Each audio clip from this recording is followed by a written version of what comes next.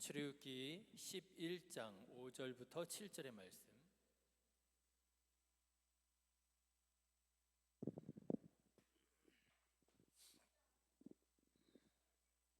출애굽기 11장 5절부터 7절의 말씀입니다. 우리 다 같이 한 목소리로 하나님의 말씀 받들어 읽겠습니다.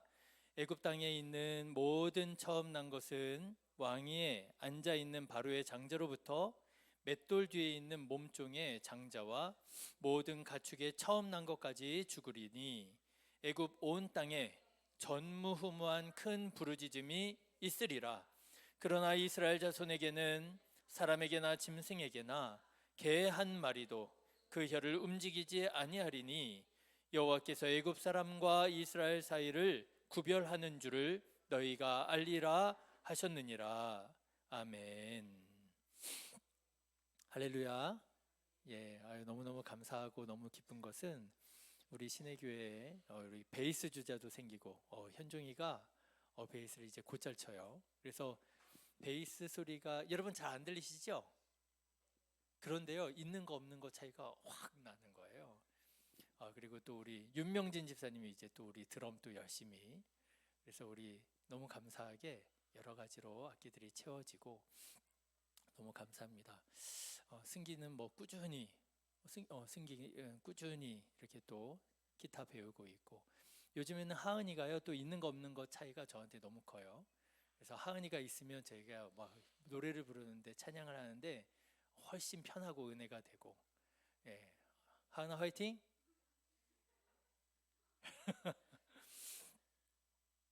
자, 오늘 말씀은 하나님께서 이집트에 내리신 10번째 재앙에 대한 말씀입니다.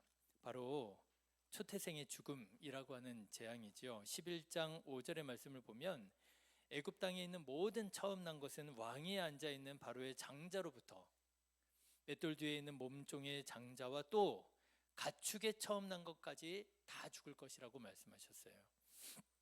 여러분 한번 생각해 보십시오. 동물이나 사람이나 귀한 자나 천한 자나 뭐 구별하지 않고요, 처음 난 것들이 한꺼번에 다 죽었대요. 여러분 얼마나 무서운 일입니까? 그렇죠?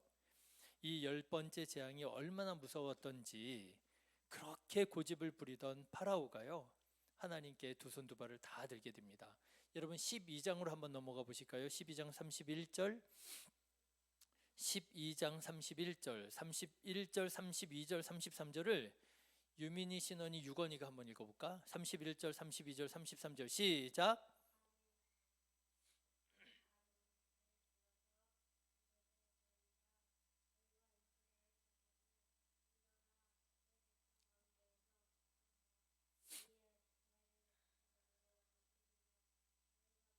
아니 신원이가 해야지. 이제 신원이가.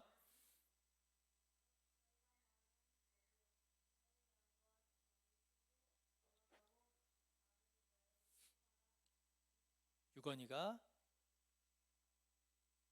33절.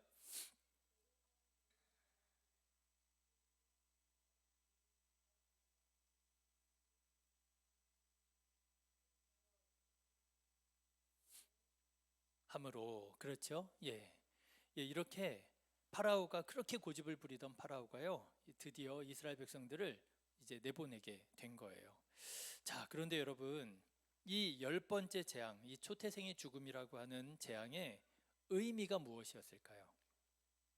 초태생의 죽음이니까요, 처음에 태어난 것들은 다 죽는 그런 재앙이었을까요? 네, 그런 재앙이었죠.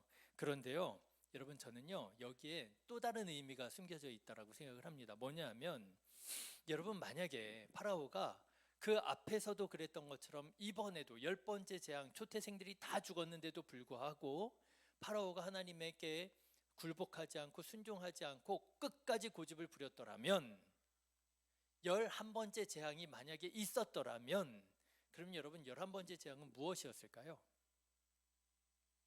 10번째 재앙이 무슨 재앙이에요? 처음 태어난 것들은 다 죽는 재앙이잖아요. 그럼 여러분 11번째 재앙이 있다면 뭘까요? 마지막 11번째 재앙은 어떤 재앙일까요? 마지막으로, 저는요 뭐 이건 성경에 없는 얘기니까 제가 생각해 보건데, 초태생을 쳐서 하나님께서 심판하셨는데도 불구하고 듣지 않아요. 그러면은 그 다음번에는 하나님께서 다 죽이셨을 것 같아요. 너네들이 이렇게까지 했는데도 안 듣는다면 내가 완전히 쓸어 엎으리라. 네, 10번째 재앙은요, 다만 초태생의 죽음만을 의미하는 것이 아니라 바로 11번째 재앙, 여기에도 순종하지 않으면 그러면 너네들은 마지막이야 라고 하는 의미가 있지 않았을까. 예, 결국 파라오가 왜 하나님께 순종했을까? 왜냐하면은요, 파라오는 알았을는지도 모르겠어요. 야, 이번에 내가 순종하지 않으면 이제 내가 정말 죽을 수도 있겠구나. 역시 죽음의 공포가 무섭긴 무서운 모양입니다. 자, 그런데 여러분, 저는 오늘 이 하나님의 10번째 재앙을 묵상하는 중에 어쩌면 너무나도 당연한 상식이기는 하지만 죽음 앞에 그 어떤 인간도 그 인간의 어떤 노력도 소용이 없구나 하는 것을 다시 한번 절감하는 그런 생각을 하게 되었어요. 왜냐하면은요, 여러분, 고대 이집트 사람들은 그 어떤 시대, 그 어떤 민족보다도 죽음을 극복하고자 하는 마음이 아주 강했던 그런 민족이었기 때문에 그렇습니다. 자, 여러분 한번 여쭤볼게요. 여러분, 이집트 하면 뭐가 생각나세요? 이집트, 피라미드, 또요. 이집트 하면 뭐가 생각나세요? 사막, 또요. 스핑크스, 또요. 나일강, 오, 또요. 미라, 또요. 신, 들, 그죠? 투탕카문, 투탕카멘. 예, 여러분 아마 이집트 하면 여러분들이 생각나시는 것들은 이런 걸 거예요. 피라미드, 그렇죠? 또 미라. 그리고 혹시 여러분 사자의 서라고 하는 거 들어보셨어요? 사자의 서라고 하는 게 있습니다. 그게 뭐냐면요, 사자는 죽은 사람을 말하는 거예요. 사자의 서는 뭘까요? 책을 말하는 거예요. 죽은 사람을 위한 책을 이집트 사람들이 만들었어요. 그게 뭐냐면요, 이 죽은 사람이 이제 영혼이 저승으로 가잖아요. 그러니까 우리식으로 말하면 천국에 가야 되잖아요. 근데 천국에 가야 되는데 그 천국에 가는 길에 여러 가지 장애물들이 있다는 거예요. 그런데 그 장애물들을 건너기 위해서 일종의 이제 정보를 주는 거예요. 또 도와주는 거예요. 기도를 해주는 거예요. 그게 사자의 서입니다. 여러분 한번 생각해 보십시오. 이집트 하면요, 우리가 언뜻 생각나는 것들이 다 이런 거예요. 피라미드, 미라, 스핑크스, 사자의 서, 이런 겁니다. 그런데요, 여러분 생각해 보시면은요, 이 모든 것들이 대부분 다 뭐랑 연관이 되어 있어요? 죽음과 연관이 되어 있습니다. 그렇죠? 여러분, 피라미드가 뭐예요? 죽은 사람이 살 집이에요. 무덤이에요. 미라는 뭐예요? 죽은 사람이 영원히 살 수 있도록 몸을 바꿔주는 게 미라예요. 사자에서 말씀드렸죠. 죽은 사람이 천국에 가도록 도와주는 기도문이에요. 여러분 가만 보니까요, 이집트의 네로라 할 만한 그런 문화유산이라고 할 수 있는, 종교라고 할 수 있는 것들이 대부분 뭐하고 연관이 되어 있느냐? 죽음하고 연관이 되어 있는 걸 보게 됩니다. 사실은요, 우리가 믿는 부활과 영생, 이런 것들이 모든 종교에 다 있는 게 아니에요. 모든 종교에 다 있는 게 아닙니다. 그런데 놀라운 사실은요, 이집트 종교에 부활과 영생이 있을까요, 없을까요? 있어요. 놀랍게도 이집트 신화에도요, 부활이 있습니다. 이집트 신화에도 영생이 있습니다. 그래가지고요, 어떤 학자들은요, 이 유대교가 이집트 종교의 영향을 받았다, 이렇게 또 생각하고 가르치는 사람들도 있어요. 자, 어쨌든 그런데 이 부활과 영생이라고 하는 개념을 가지고 있었는데 이 이집트 사람들이 죽음으로 끝나고 싶지 않은 거예요. 자기도 부활하고 싶은 거예요. 영원히 살고 싶은 거예요. 그러다 보니까 자기네들이 가지고 있는 모든 것들을 다 동원해서 영원히 살 수 있는 몸을 만들고요. 그게 미라고요. 영원히 살 수 있는 집을 만들고요. 그게 피라미드고요. 천국에 가도록 하기 위해서 사자의 설을 만들고 그랬다는 거예요. 죽음을 극복하기 위한 노력이요, 정말 애잔합니다. 자, 여러분 피라미드가 얼마나 큰지 아시죠? 피라미드가요, 높이가 제일 큰 거 쿠프왕의 피라미드는요 높이가 148m라고 합니다. 근데 이게 높이만 높은 게 이게 문제가 아니고요, 이게 얼마나 크고 얼마나 육중한지 1톤이나 2톤 정도 되는 이만한 돌덩어리를요 몇 개를 쌓아야 된다 그래요? 230만 개를 쌓아야 된답니다. 230만 개를요. 여러분 이거 말이나 되나요?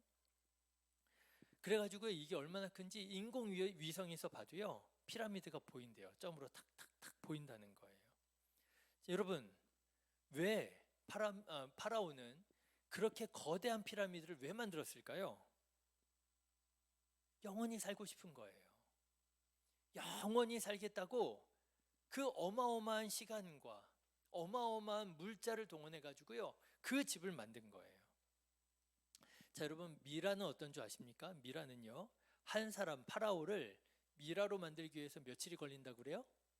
70일이 걸린답니다. 70일이 걸리는데요 어떻게 만드느냐, 사람이 죽으면요 뇌 이런 게 빨리 썩는데요. 그래서 뇌를 다 제거를 하고요, 내장, 심장을 제외한 내장을 다 제거를 한 다음에요, 그리고 사람 몸에다가 송진이나 향료 같은 거를 가득 채우는 거예요. 그래서 몸이 유지되도록, 장기가 빠져 있으니까 거기 유지하도록 송진이나 이런 거를 채우고요, 그 다음에 그 채운 그 시신을요 탄산 나트륨에다가 넣고요 40일 동안 건조를 시킨대요.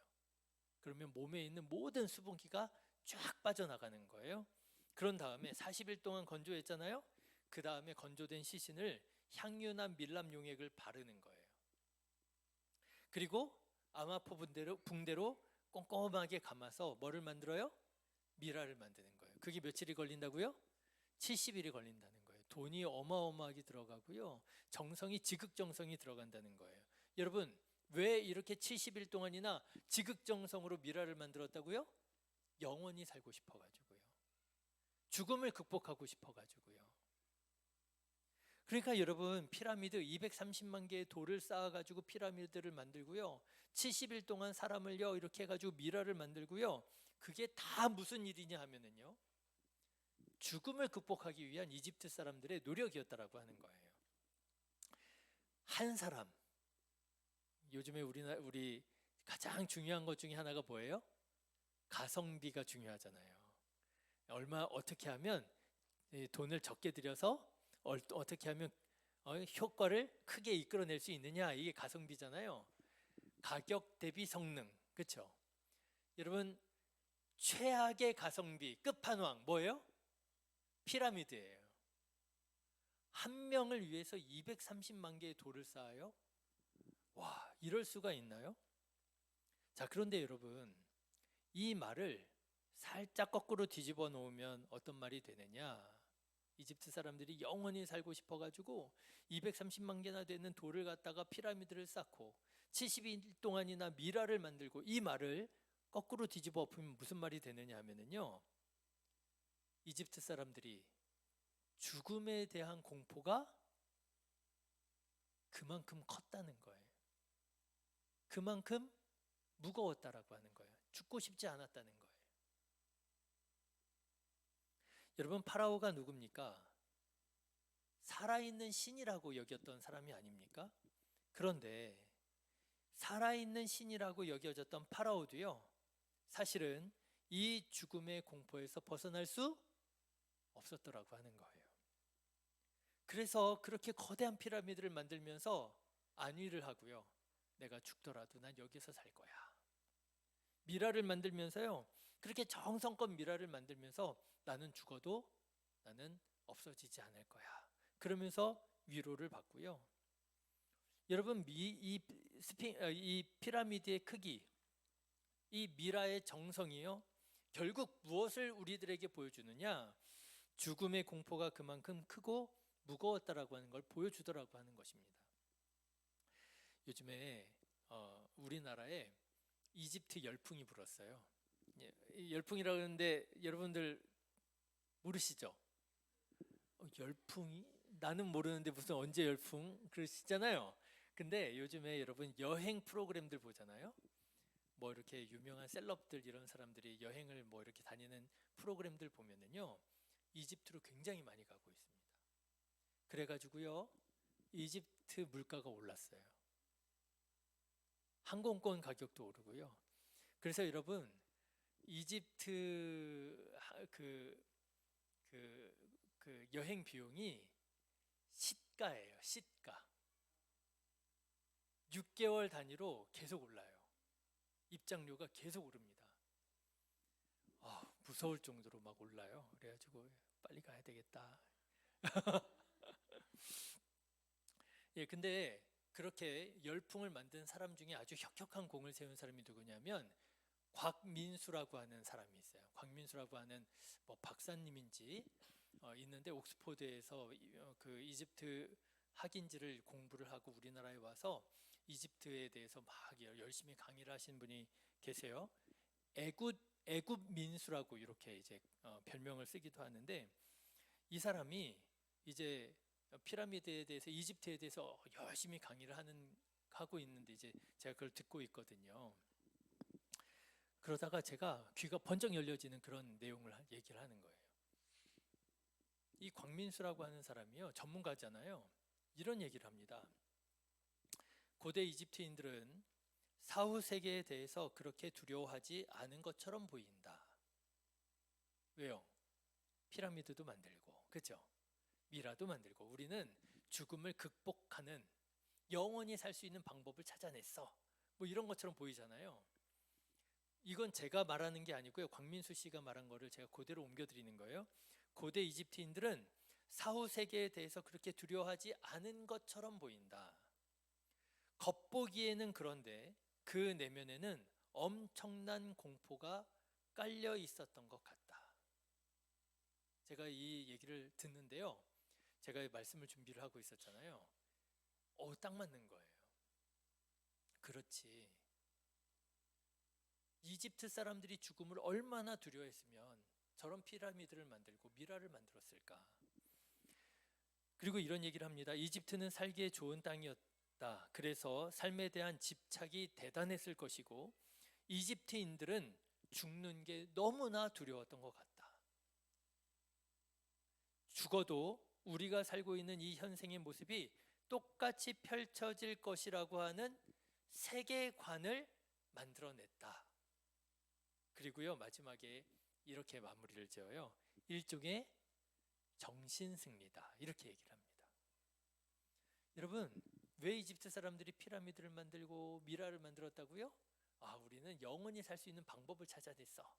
영원한 집이 피라미드고 영원한 몸이 미라고, 우리는 사자에서 우리는 어떻게 하면 천국에 갈 수 있는지 우리는 방법을 다 알아. 되게 자신만만해 보이잖아요. 그렇지만 그 이면에는 뭐가 있다고요? 엄청난 죽음에 대한 공포와 두려움이 있었다라고 하는 거예요.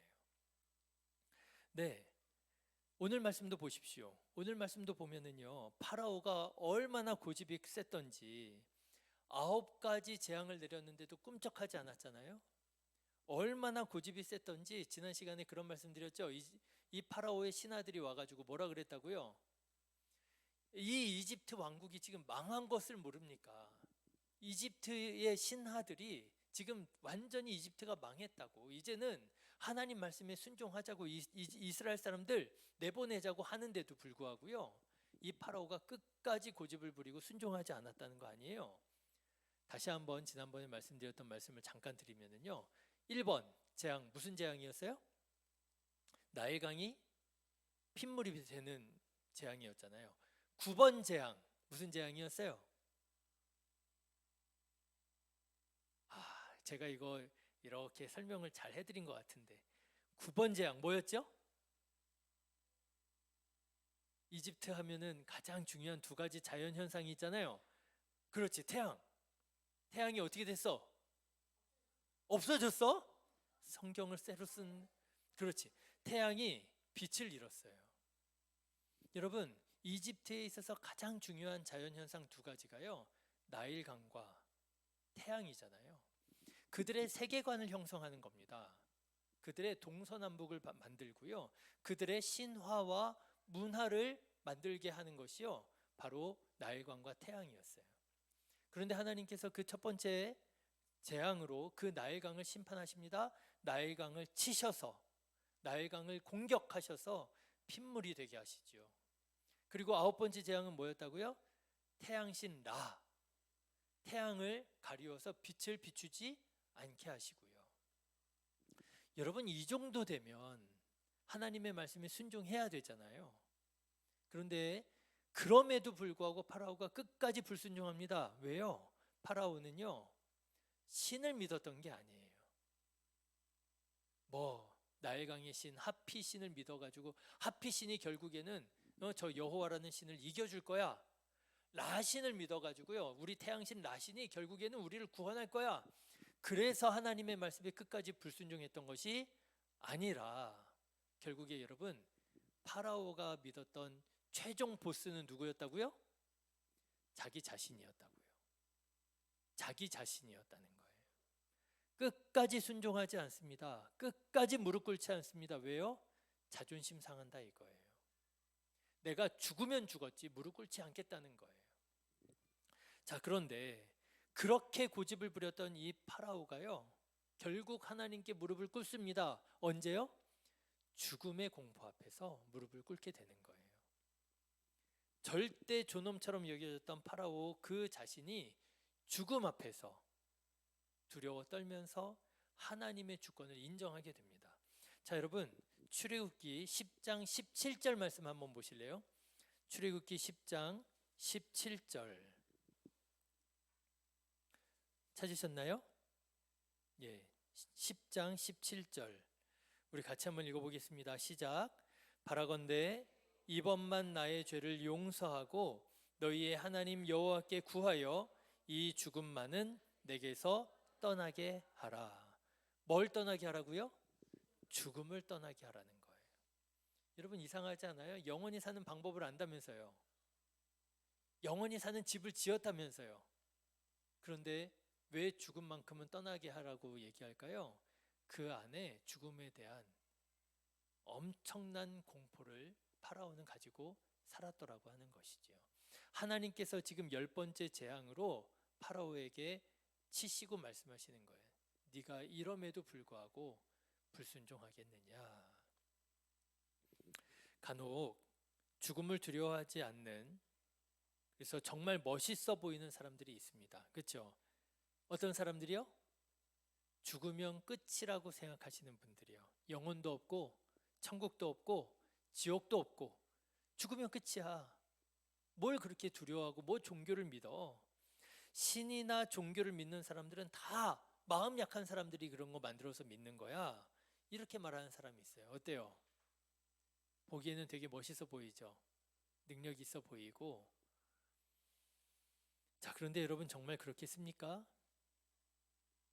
저는 어쩌면 이렇게 죽음 앞에 당당해 보이는 멋있는 분들이요, 어쩌면 현대의 파라오가 아닐까 하는 생각을 해봅니다. 큰 소리 뻥뻥 쳐요. 근데 왜 큰 소리를 뻥뻥 쳐요?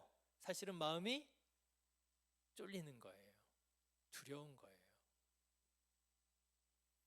지난주에도 말씀을 드렸죠. 이 정도 심판받으면 하나님 앞에 이제는 순종하고 이제 내 고집을 꺾을 만도 됐는데 이 자존심을 꺾지를 못하는 거예요. 이 자존심을 꺾지를 못하는 거예요. 그런데 여러분, 이러한 자존심마저도 여러분, 우리는 결국 하나님 앞에 순종해야 함을 여러분 기억하시기를 바랍니다. 여러분, 모든 사람이 다 죽게 되어 있어요. 모든 사람이 다 하나님의 부르실 때가 있을 것이고요. 그때 여러분, 우리는 하나님의 심판을 받게 될 것입니다. 바라기는 여러분, 이 세상을 전부인 것처럼 살아가는 것이 아니라 영원한 하나님의 나라를 살아가는, 죽음 이후에 하나님의 나라를 바라보며 살아갈 수 있는 우리 성도님들 되시기를 주님의 이름으로 축원합니다. 마태복음 10장에 보면 예수님께서 죽음에 대해서 아주 중요한 말씀을 하세요. 여러분 아시는 말씀인데 한번 잘 들어보십시오. 몸은 죽여도 영혼은 능히 죽이지 못하는 자들을 두려워하지 말고 오직 몸과 영혼을 능히 지옥에 멸하실 수 있는 이를 두려워하라. 여러분, 하나님을 두려워하시고 하나님의 말씀에 순종하는 우리 성도님들 다 되시기를 주님의 이름으로 축원합니다. 기도하겠습니다. 하나님 아버지, 우리가 얼마나 고집스럽고 교만한지 이미 승부는 끝났고 이미 나는 유한하고 부족한 존재요, 하나님께서 전능하신 하나님이시라는 사실이 명명백백히 드러났는데도 불구하고 끝까지 자기 자신을 버리지 못하고 고집을 부리며 하나님의 말씀에 불순종하는 우리의 연약함을 용서하여 주시옵소서. 하나님 아버지,